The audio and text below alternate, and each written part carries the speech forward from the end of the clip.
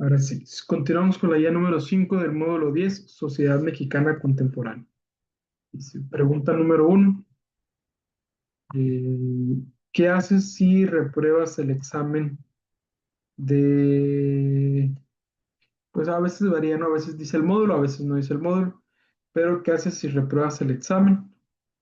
Eh,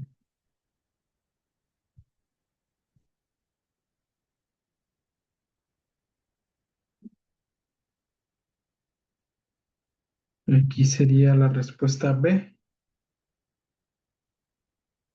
Identificas tus errores para tratar de corregirlos en una próxima oportunidad. ¿Ok?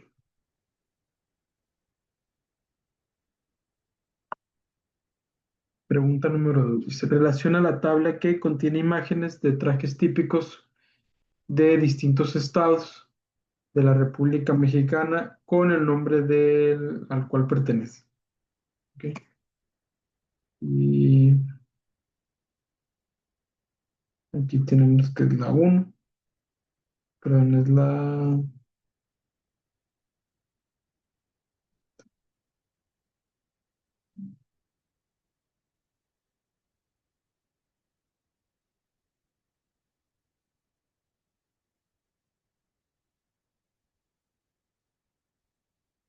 Listo. Dice, el uno va con la E, este es de Tamaulipas. Tamaulipas. El 2 va con la C, este es de San Luis Potosí. El 3 Veracruz, va con el D, desde Veracruz. Mm,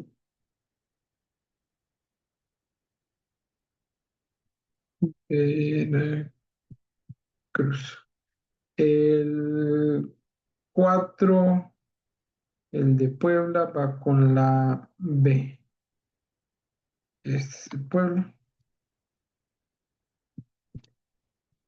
Y el único que no se relaciona con ninguna, pues es esta, que el de la A. Entonces,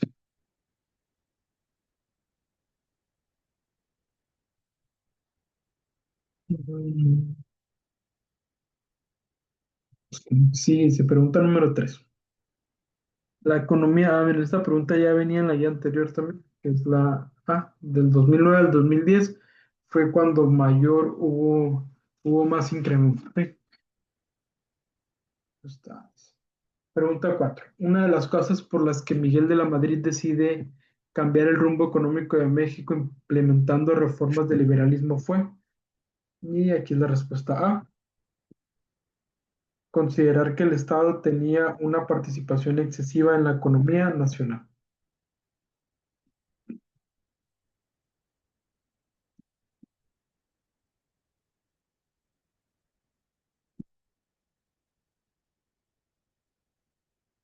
Y 5. Clasifica los siguientes enunciados como verdaderos o falsos según sea el caso. Mm, Dice, las familias homoparentales son aquellas que se encuentran conformadas por uno de los padres e hijos. Es falso. Las familias nucleares son aquellas que se encuentran conformadas por el padre, la madre e hijos. Verdadero. ¿Ok? Una familia extensa es aquella en la que la relación de los hijos es distante debido al cuestionamiento de trabajo y distancia. Es falso. Acuérdense que la extensa es cuando la familia extensa es cuando viven más de tres generaciones, tres o más generaciones en una casa, o sea, abuelos, hijos y nietos. Eh, y la primera, la de los homoparentales, las unidades homoparentales, dice, se encuentran conformadas por uno de los padres e hijos. No, homoparentales es cuando hay dos papás o dos mamás y tienen hijos que por lo regular suelen ser hijos adoptados. Eh, y la 4 dice, la familia monoparental son aquellas en las que se considera que el padre de la familia es el responsable de sostener al hogar y la madre es la que debe cuidar a los hijos dentro del hogar. No, esa sería la familia nuclear tradicional, donde la familia monoparental es donde solo hay uno de los padres y los hijos. ¿Ok?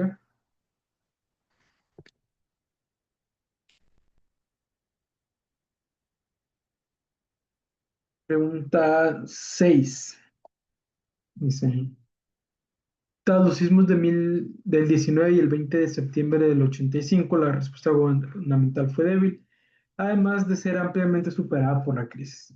¿Qué importante cambio social trajo como consecuencias? Eh, Esta pregunta también ya venía en la otra guía, unión de sociedad organizada de diferentes maneras, que se repitió.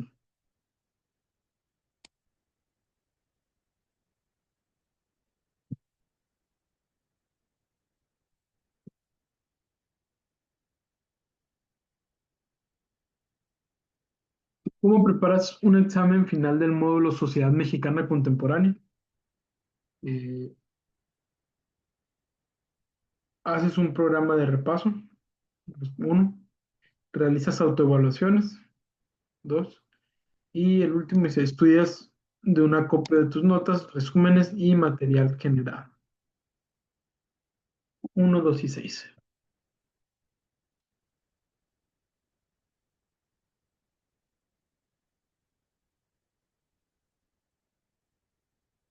Pregunta 8. Al ejercer su soberanía, el pueblo mexicano ha establecido su forma de gobierno en los términos del artículo 40 de la Constitución Política de los Estados Unidos Mexicanos como una, y aquí es República Representativa Democrática Federal con estados libres y soberanos. ¿Ok?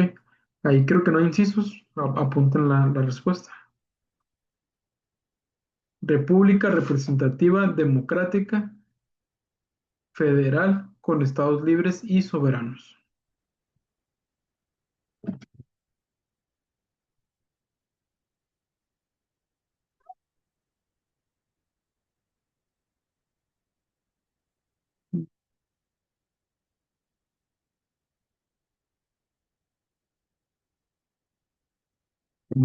Sí, dice,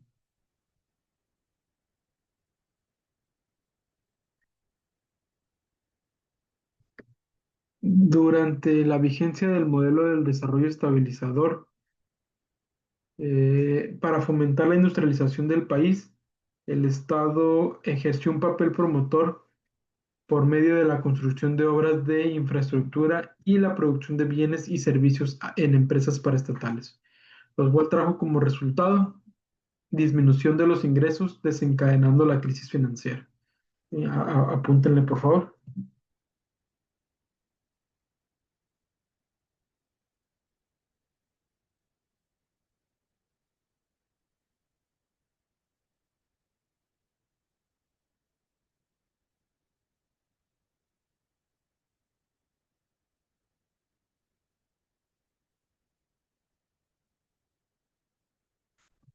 Siguientes.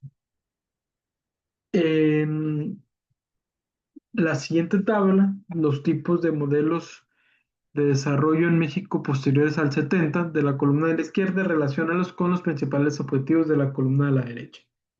Y sí, el uno dice desarrollo compartido, va con el C. Regresar a las raíces populares para redistribuir la riqueza, impulsar nuevas fuentes de trabajo y descentralizar la industrialización y apoyar las regiones más atrasadas. El 2 analiza la alianza para la producción, va con el B.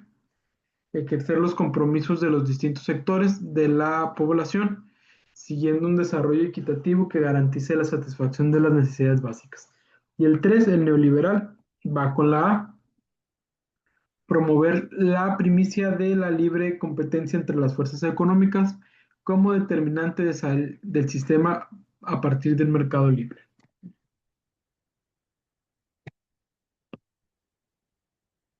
Se completa la siguiente oración. La política económica que México implementa a partir de la década de los 40 es la de la sustitución de importaciones. ¿Cuál de las situaciones refleja básicamente esta política? Sería, la Secretaría de la Industria y Comercio exige que todo producto a importar debe pasar por un trámite de agente anual debidamente certificado. ¿Ok? Dice, recibes la llamada de un promotor de un candidato a gobernador de tu estado que quiere hacer promoción y realizar una encuesta. ¿Qué haces? Es la A. Los escuchas para conocer y evaluar sus propuestas y analizar bien tus respuestas.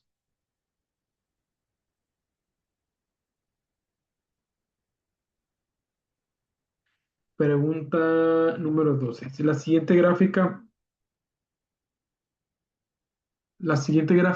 representa el comportamiento del PIB para sectores durante los años 2000 a 2008. De acuerdo con la información de la gráfica, se puede concluir que, y la respuesta es, el sector agrícola presenta mayor variación. Ok, ahora tenemos aquí azul. Este es el sector agrícola en azul.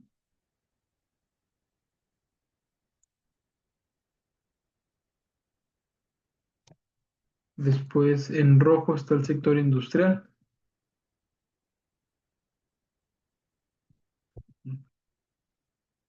En rojo.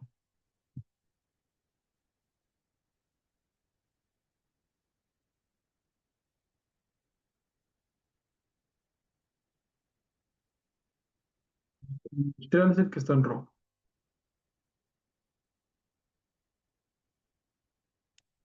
Y en amarillo está el de servicios. Ok, no son otros nombres que el agrícola es el sector primario, ¿sí? La extracción de recursos. El industrial es el sector secundario, el que se encarga de procesar los recursos. Y el sector terciario es el que se encarga de vender o pues, brindar algún servicio, ¿no? Entonces, se fijan, el que más tiene variaciones es el del agrícola, sí, es el que es más volátil. Mm, Pregunta 13. ¿Cuál de los siguientes enunciados son verdaderos o falsos según sea el caso? Y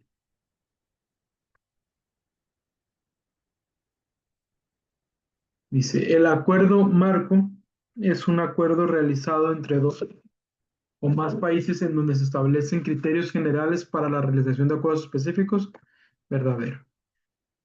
Dice, el Pacto de Solidaridad Económica era un plan que tenía como objetivo reducir la inflación en lugar de depender solo de medidas gubernamentales. Verdadero también. Dentro del TLC, Tratado de Libre Comercio, se firmó una cláusula en la que Estados Unidos le daba garantías y seguridad, así como la oportunidad después de 5 años de vivir en el país, de legalizarse como residente, si así lo deseaba el migrante. Este es falso. Uno de los pobladores del Consenso de Washington fue la privatización de las empresas que se encontraban en manos del gobierno, con lo cual Estados Unidos condicionaba la firma del TLC. Falso. Que verdadero, perdón. Verdadero, verdadero, verdadero, falso, verdadero.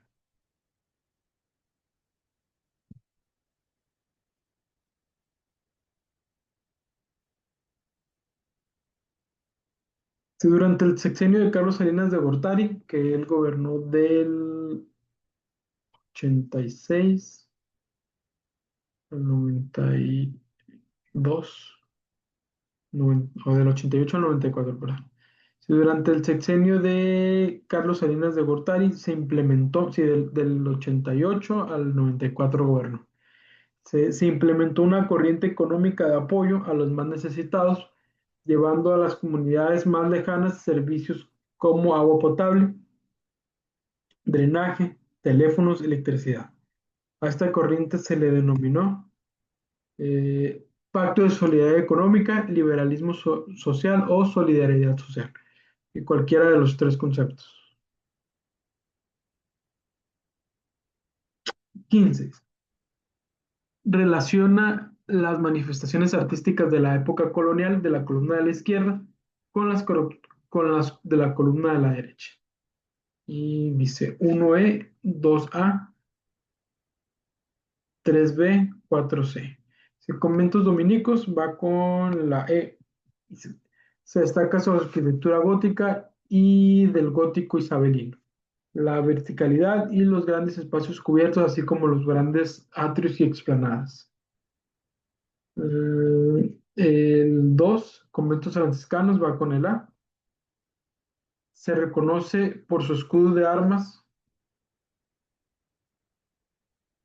5 llagas ensangrentadas y 3 clavos que aparecen o que están sobre las puertas.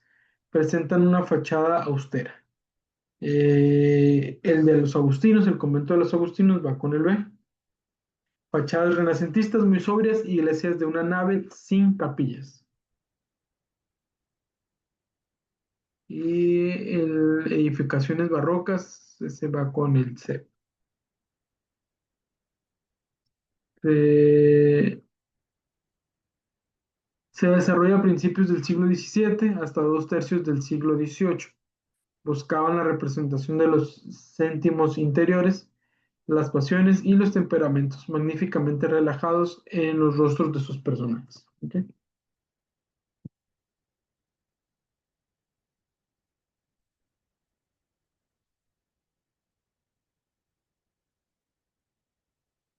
Y ven, aquí está el agustino, el barroco, dominico.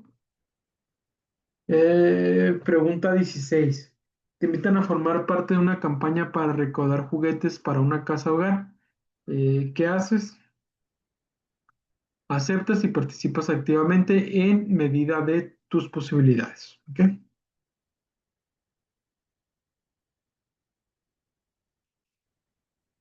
Pregunta 17. Se analiza el texto sobre la crisis del 95 y responde lo que se te pide a continuación. Debido a la crisis económica del 94-95 se pierden miles de empleos formales, dando paso a la creación de un cuarto sector en la economía nacional. ¿Cuál es ese sector? Es la economía informal.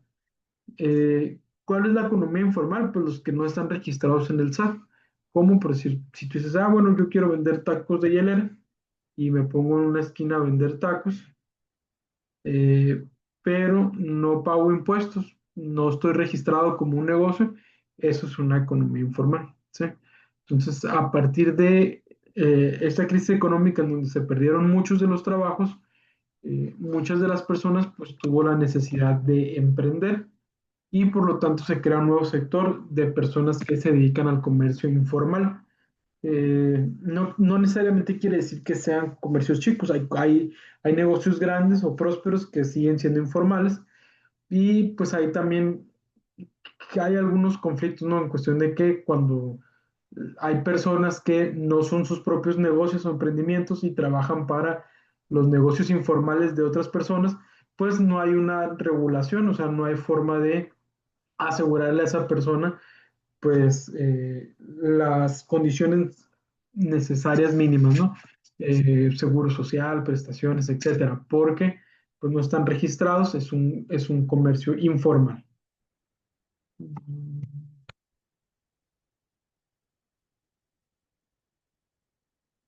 18. Analiza el texto sobre la crisis del 95. Una vez que Ernesto Zedillo fue elegido presidente, posterior al mandato de Carlos Salinas de Gortari, dice, le solicitó al entonces presidente Carlos Salinas que devaluara la moneda de forma controlada. Salinas se negó, confiado en que no había crisis posible y estaba en campaña para poder ocupar el cargo de director general de la OMC. Después del desplome, Cedillo le pidió ayuda a los Estados Unidos, que tuvo dos razones para ayudarlo. Había sido un animador entusiasta de la política económica y estaba comprometido con el TLC, con lo cual le otorgó un rescate de 37.8 mil millones de dólares. A raíz de ello, el peso mexicano se estabilizó y Cedillo tuvo que limpiar el desastre del 95 y el PIB se redujo 6.2%. El poder adquisitivo de los mexicanos disminuyó considerablemente, la banca quebró, la tasa de interés subieron más del 60% y solo en febrero de ese año y la bolsa de valores perdió 40% de valor en un mes antes. Pregunta 18. Dice, de acuerdo al párrafo anterior, menciona de la siguiente lista cuáles fueron los impactos negativos que sufrió México en la crisis del 95. Y aquí es la respuesta 2, 3 y 5. Rescate bancario, incremento del desempleo y subempleo y hubo recesión.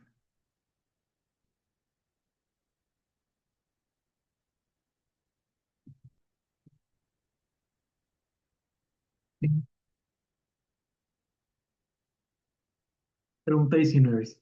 Clasifica los siguientes enunciados como verdaderos o falsos según sea el caso. Dice, en la década de los 60, a México se le conoce como el periodo de la insurgencia popular, porque ahí es cuando se construyen sindicatos y organizaciones sociales urbanas populares con otra visión de lucha reivindicativa. Verdadero. ¿Ok? Las sociedades civiles son cuando varios individuos convienen en reunirse de manera que no sea eternamente transitoria para realizar un fin común que no esté prohibido por la ley y no tenga un carácter preponderantemente económico, verdadero. Y la 3 dice, si se desea establecer una sociedad civil y no se conocen bien las características y la normatividad, es adeudado que se revise el Código Civil Federal. Falso. Verdadero, verdadero, falso.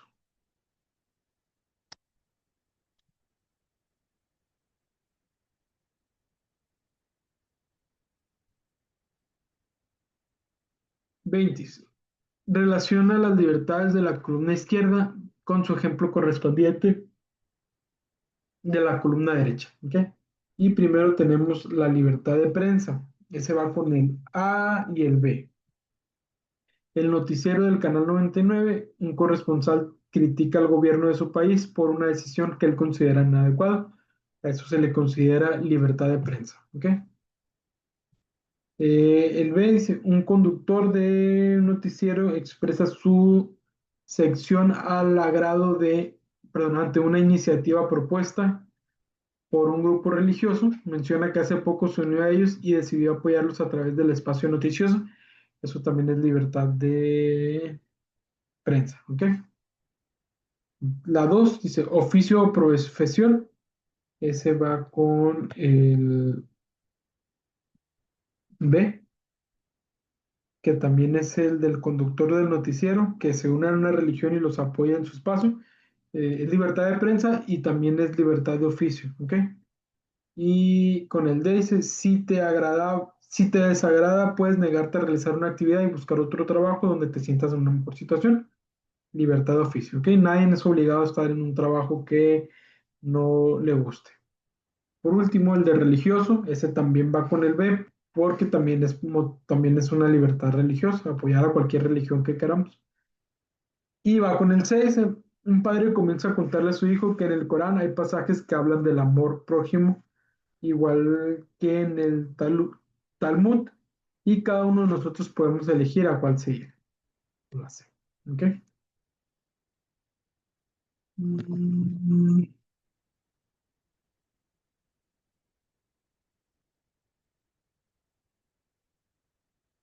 21 dice, ¿cuáles fueron uno de los principales motivos para que hubiera cambios en la política exterior mexicana durante la década de los años 70? Y aquí es la respuesta. Integración económica de Estados Unidos como forma de activación contra la Guerra Fría.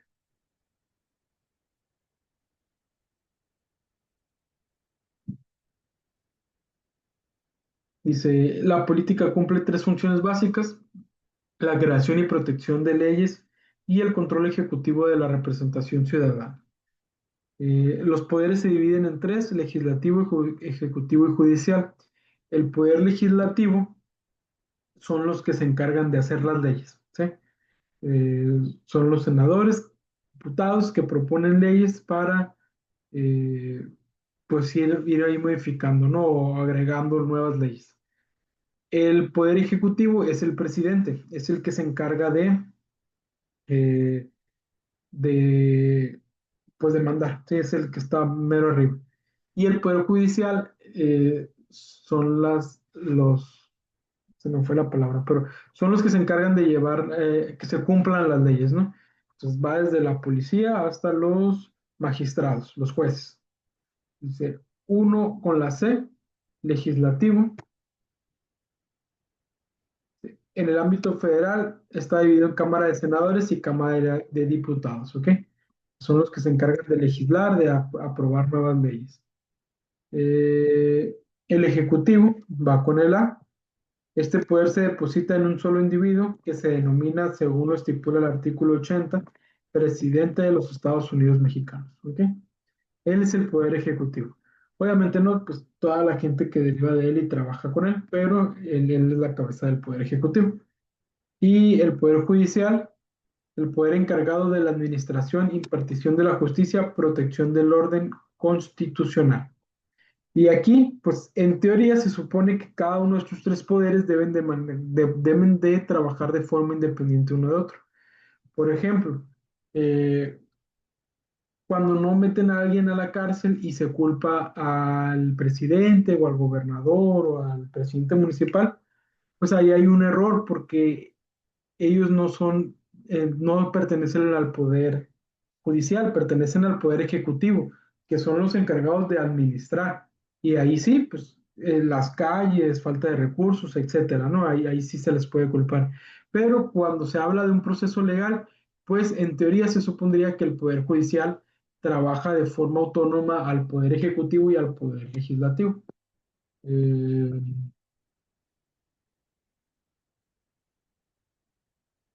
entonces dice, pregunta 23. Sí, es el conjunto de instituciones que se establece para organizar los asuntos del gobierno y las relaciones que fincan entre ellas. Y se conoce como sistema político.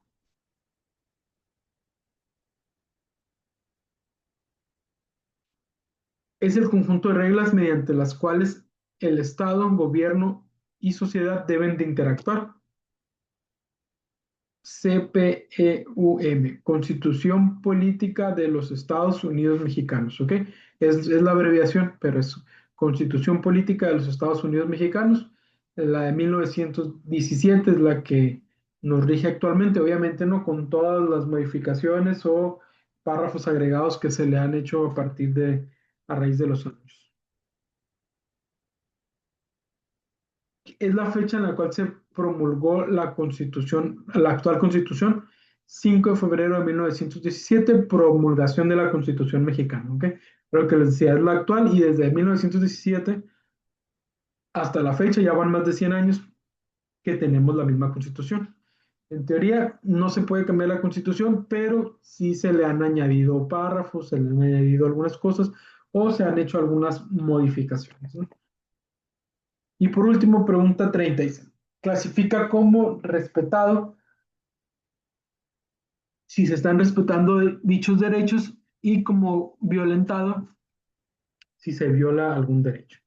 Y aquí es la uno, dice, el profesor de matemáticas asigna la calificación de 6 a todos los alumnos porque considera que todos deben tener la misma calificación si son iguales ante él. Y aquí es V, no de verdadero, es de violentado, ¿ok? O sea que no se están respetando los derechos de los alumnos. En la campaña 10 hay dos ejecutivos que realizan el mismo trabajo y tienen la misma antigüedad en la empresa. El hombre gana 10,000 pesos y la mujer gana 7,000, violentado también. ¿Ok? Vamos a cambiar de colores. Violentado, violentado. Y sí, una alumna musulmana puede acudir a clases en una escuela pública con el chador, que es el velo que llevan en la cabeza porque no pueden mostrar su cabello. O velo que le cubre la cara y el pelo cumpliendo las reglas de su religión. Respetado. ¿Ok? En un juicio, el señor Q resulta condenado a prisión. Como no tenía dinero, fue defendido por el abogado defensor de oficio, quien tiene acumulados muchos casos y no puede atender a todos a las mismas condiciones. El señor Q no tuvo un juicio justo. Ok, y R, respetado. Y entonces terminamos con esto, la guía número 5, ¿ok? Lo compartir. Va a ser todo por hoy. Nos miraríamos el siguiente sábado. Nada más déjenme. La pregunta 12.2, sí, sí, bien. Ya la pasamos.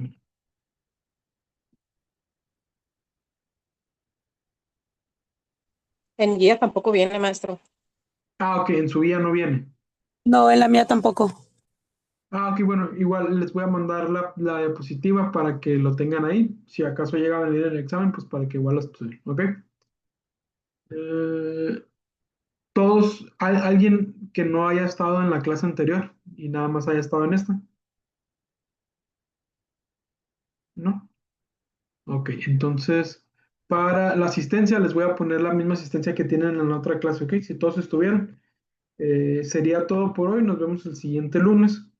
Y acuérdense, el siguiente lunes tienen clase y ya después es un lunes que no tienen clase porque hay que presentar el examen. ¿Ok? Entonces, sería todo por hoy. Gracias, maestro. A Buen día. ustedes que les den buen día. Gracias.